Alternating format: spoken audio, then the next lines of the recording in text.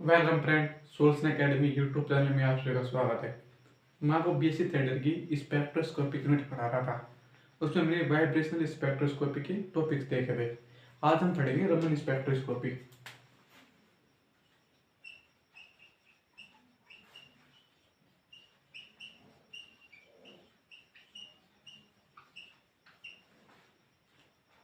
Raman spectroscopy देखिए, important topic है Raman spectroscopy. Raman spectroscopy किस पर आधारित है? यह विकिरण के प्रकीर्णन प्रभाव पर आधारित है। रमन स्पेक्ट्रोस्कोपी विकिरणों के प्रकीर्णन प्रभाव पर आधारित एक स्पेक्ट्रोस्कोपी है, अर्थात यानी कि स्कैटरिंग ऑफ लाइट, विकिरणों का प्रकीर्णन प्रभाव।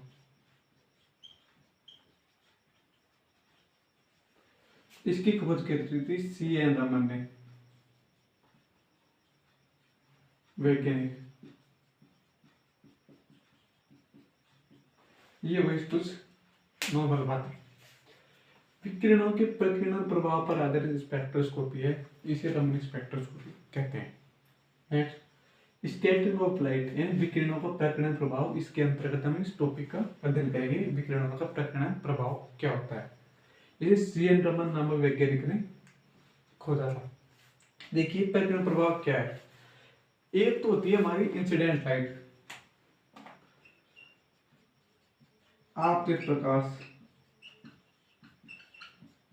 एक होता है हमारा पारगमित प्रकाश।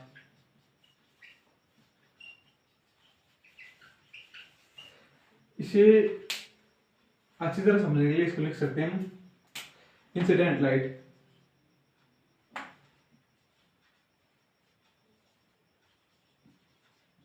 इसे कहते हैं स्कैटर्ड लाइट।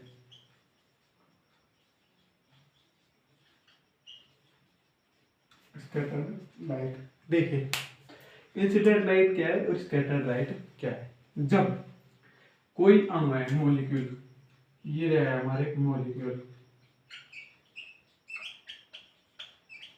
जब किसी अणु पर कोई प्रकाश की किरण आपतित होती है, ये रही हमारी आपतित प्रकाश की किरण या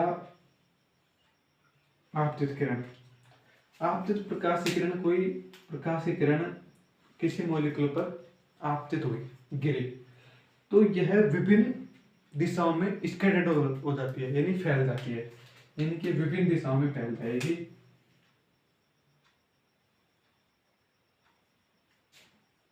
पारगमित हो जाएगी। तो इस लाइट को कहते हैं इंसिडेंट लाइट और इसे कहते हैं स्कैटर्ड लाइट। तो इस विकिरणों के प्रकीर्णन को समझाने के लिए, स्कैटर्ड को समझाने के लिए C.N. रमन ने इस स्पेक्ट्रोस्कोपी का अध्ययन किया, इसलिए इसे हम रमन स्पेक्ट्रोस्कोपी कहते हैं। किसका? इस स्कैटर्ड लाइट का।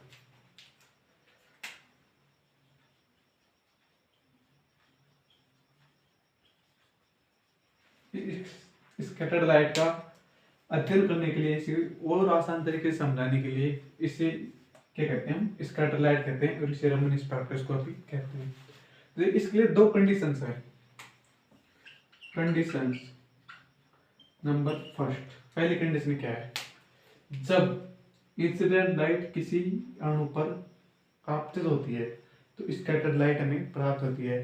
तो इंसिडेंट लाइट व स्कैटर लाइट में आपस में नो एनर्जी एक्सचेंज, यानी कि नो एनर्जी एक्सचेंज, किसी भी प्रकार की ऊर्जा का स्थानांतरण या ऊर्जा का एक्सचेंज नहीं हो।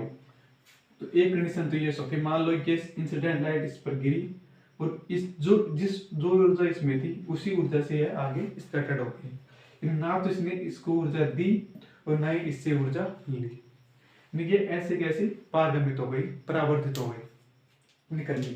कंडीशन सेकंड ये बनती है। कंडीशन सेकंड, जब कोई इंसिडेंट लाइट किसी कण पर, किसी मॉलिक्यूल पर, किसी चार्ज पार्टिकल पर आपतित होती है तो या तो यह इंसिडेंट लाइट इसको एनर्जी दे, चार्ज पार्टिकल को, तो या फिर इस चार्ज पार्टिकल से एनर्जी ले। यानी कि इंसिडेंट लाइट हो गई हमारी, मान लीजिए हमने इसे एक्स मान लिया, इंसिडेंट लाइट की एनर्जी एक्स हो गई, इसकी एनर्जी हो गई हमारी वाई, दो एनर्जी हो गई एक्स व वाई। यदि तो ये तो गई नॉर्मल, ये तो गई नॉर्मल, और ये रही इसकी चार्ज पार्टिकल। जब या तो कंडीशन ये तो हो सकती है कि इसे एक्स प्लस वाई हो जाए या एक्स माइनस वाई हो जाए, या तो इन दोनों, यह इसको एनर्जी दे देगा, अपनी एनर्जी इसको दी, दोनों एनर्जी जुड़ गई, या इससे एनर्जी ले ली, ये वाई माइनस एक्स हो जाएगी।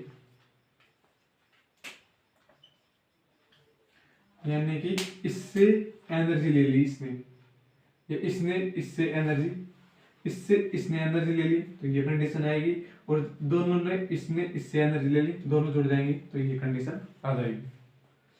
तो ये रही इसकी कंडीशन। तो दो कंडीशंस बन सकती है, एक तो नो एनर्जी एक्सचेंज, किसी प्रकार की एनर्जी में कोई एक्सचेंज नहीं हो, ये और या तो चार्ज पार्टिकल से एनर्जी ले ले या उसको एनर्जी दे दे। तो अब देखिए, अब इसके लिए दो कोलिजन पाए जाते हैं, दो प्रकार की टक्कर पाई जाती है, एक तो इलास्टिक कोलिजन और एक इलास्टिक कोलिजन। देखिए उससे समझते हैं।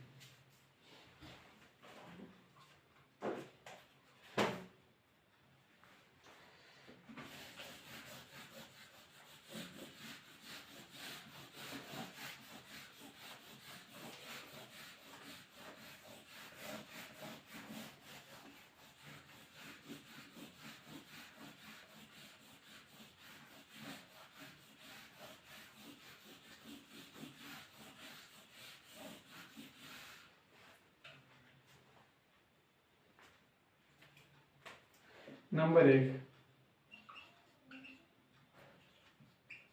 इलास्टिक कोलिजन, और एक होता है इन इलास्टिक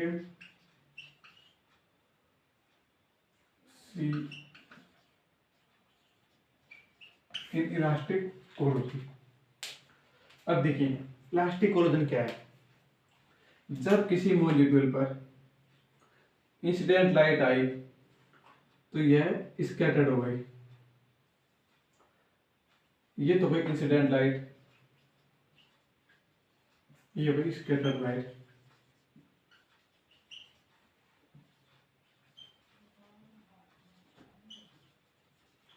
इंसिडेंट लाइट और स्कैटर्ड लाइट, यानी कि जब किसी मॉलिक्यूल पर कोई इंसिडेंट लाइट आपतित हुई तो वह स्कैटर्ड लाइट होगी, ये विभिन्न दिशाओं में फैल गई। तो इसमें किसी प्रकार की एनर्जी का एक्सचेंज नहीं होता है, no energy exchange,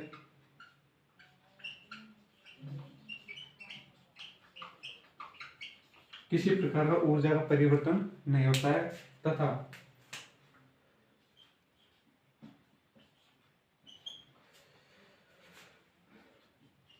incident frequency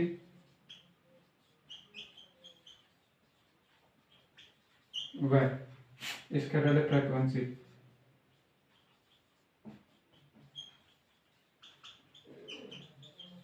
same रहती है।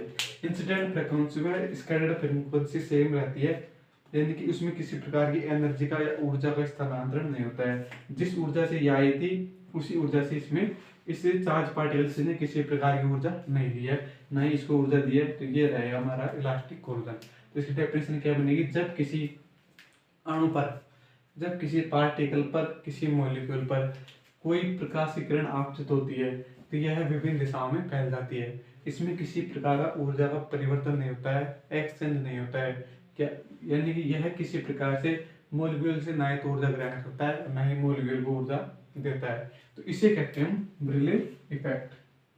तो इसका दूसरा नाम क्या हो जाएगा हमारा, रेले प्रभाव,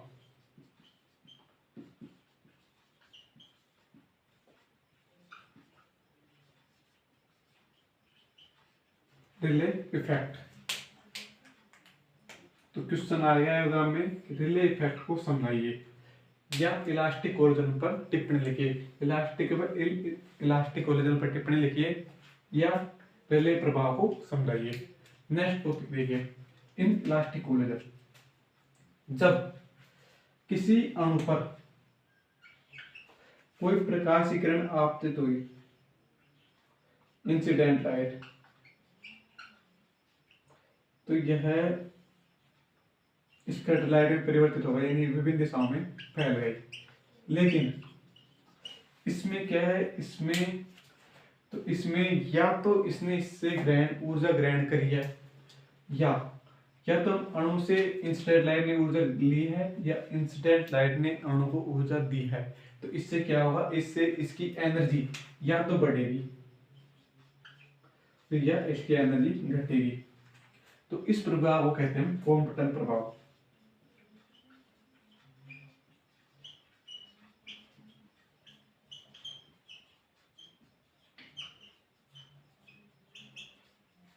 यह है हमारा कॉम्पटन इफेक्ट। इलास्टिक कोलिजन होगा, इन इलास्टिक कोलिजन, जब किसी अणु पर, किसी मॉलिक्यूल पर कोई प्रकाश किरण आपतित होती है तो वह विभिन्न दिशाओं में फैल जाती है। लेकिन इसमें आपतित किरण अणु से ऊर्जा अणु से ऊर्जा ग्रहण करती है या अणु को ऊर्जा प्रदान करती है। जिससे या तो इसकी एनर्जी घट जाएगी और या स्कैटर्ड लाइट की एनर्जी बढ़ जाएगी। तो इस प्रभाव को हम कॉम्पटन प्रभाव कहते हैं। तो दो टॉपिक हो गए, elastic collision, relay effect. Elastic collision, ये कॉम्पटन इफेक्ट। अब देखिए रमन इफेक्ट किसे कहते हैं।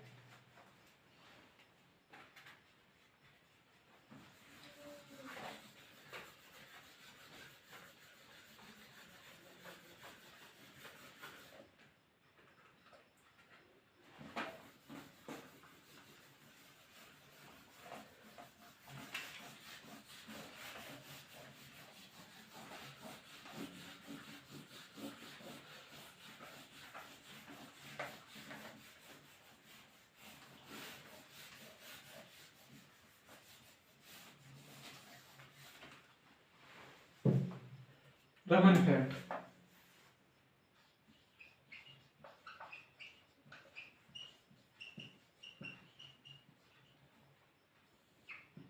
क्या है, देखिए जब किसी सॉलिड,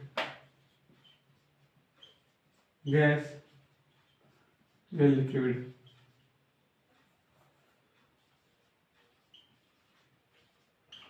जब किसी सॉलिड, गैस या लिक्विड मॉलिक्यूल पर,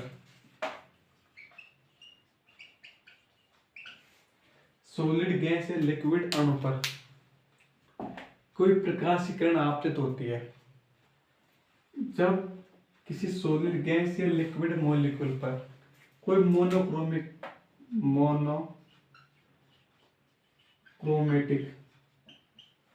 लाइट गिरती है, मोनोक्रोमेटिक प्रकाश गिरता है, तो वह विभिन्न दिशाओं में फैल जाता है। तो देखिए इसके लिए कंडीशन है कि जब कोई इंसिडेंट लाइट किसी अणु पर गिरी, तो जब कोई इंसिडेंट लाइट किसी अणु पर या किसी चार्ज पार्टिकल पर गिरती है, तो वह इंसिडेंट लाइट उस अणु से ऊर्जा ग्रहण कर लेती है।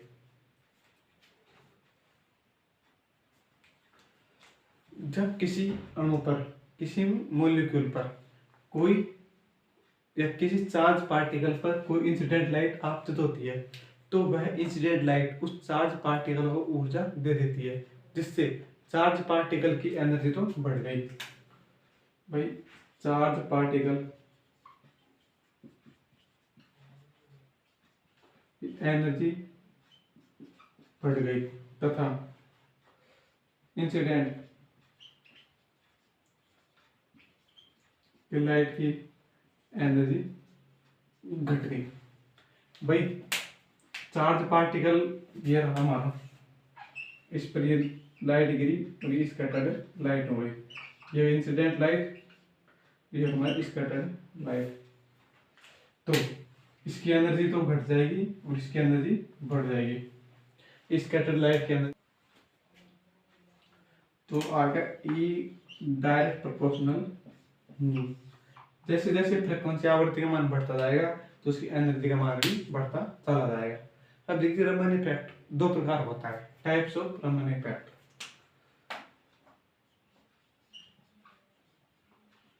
टाइप्स ऑफ रमन इफेक्ट इसे दो प्रकार में बांटा है। Number first Stokes lines, number second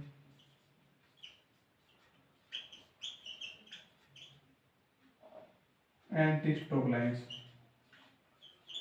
stock lines व एंटी स्टोक लाइंस, ये हमारे टाइप्स ऑफ रमन इफेक्ट हो गए। देखिए इसमें इंसिडेंट लाइन की फ्रीक्वेंसी न्यू आई का मान न्यू एस से अधिक होता है। यानी कि स्टोक लाइंस क्या होते हैं जिसमें इंसिडेंट लाइन की फ्रीक्वेंसी स्टोक लाइन की फ्रीक्वेंसी से अधिक होती है। एंटी स्टोक में इसका विपरीत है, इसमें स्टोक लाइंस की फ्रीक्वेंसी इंसिडेंट लाइन की फ्रीक्वेंसी से अधिक होती है। तो इसमें तो आएगा भाई, ये तो होती है इंसिडेंट लाइट की फ्रीक्वेंसी तो क्या होती है एकदम पवित्र यानी कि प्योर होती है। कहने का मतलब ये है कि भाई मान लो कोई प्रकाश की किरण गई, भाई जाएगी तो बिल्कुल क्लियर, लेकिन वहां पर भाई मिक्स किस में होगी, स्कैटर्ड लाइट में, या चार्ज पार्टिकल से ऊर्जा ग्रहण कर लेगी या ऊर्जा दे देगी, तो वहीं पर तो उसकी कम ज्यादा होगी। तो ये तो वही इसकी नॉर्मल, ये तो एकदम फिक्स है। लेकिन इससे तुलना इससे की जाएगी स्कैटर्ड लाइट से। तो भाई इसमें से अगर इसको घटाएंगे, भाई अधिक कौन है ये कौन है कम, तो यहाँ पर आ जाएगा डेल्टा वी बराबर नेगेटिव, और यहाँ पर क्या जाएगा डेल्टा वी बराबर डेल्टा न्यू बराबर पॉजिटिव आ जाएगा। ये रही हमारी स्टोक लाइंस व एंटी स्टोक लाइंस। अब दोस्तों ये था हमारा रमन स्पेक्ट्रोस्कोपी, इसमें मैंने रमन इफेक्ट और उसकी कुछ नॉर्मल बातें जान ली है। आशा करता हूँ दोस्तों यह टॉपिक आपको पसंद आया है और यह वीडियो आपकी स्टडी के लिए कहीं ना कहीं हेल्पफुल रहेगा। अगर आपको यह वीडियो पसंद आई है तो इस वीडियो को लाइक करें, और आपने अभी तक हमारे यूट्यूब चैनल को सब्सक्राइब नहीं किया है तो हमारे यूट्यूब चैनल को सब्सक्राइब करें, ताकि मैं जो भी वीडियो अपलोड करूँ उसका नोटिफिकेशन आपके पास सबसे पहले पहुँच जाए और आपकी बीएससी की स्टडी तैयारी सही से चलती रहे, ताकि आपको नोट्स बनाने में कोई प्रॉब्लम नहीं आए। और आपको जो भी जिस टॉपिक पर वीडियो की तैयारी करनी है उस टॉपिक की वीडियो में कमेंट सेक्शन में कमेंट करके बताइए, मैं आपको उस टॉपिक की वीडियो बनाकर डाल दूंगा। Thank you and welcome.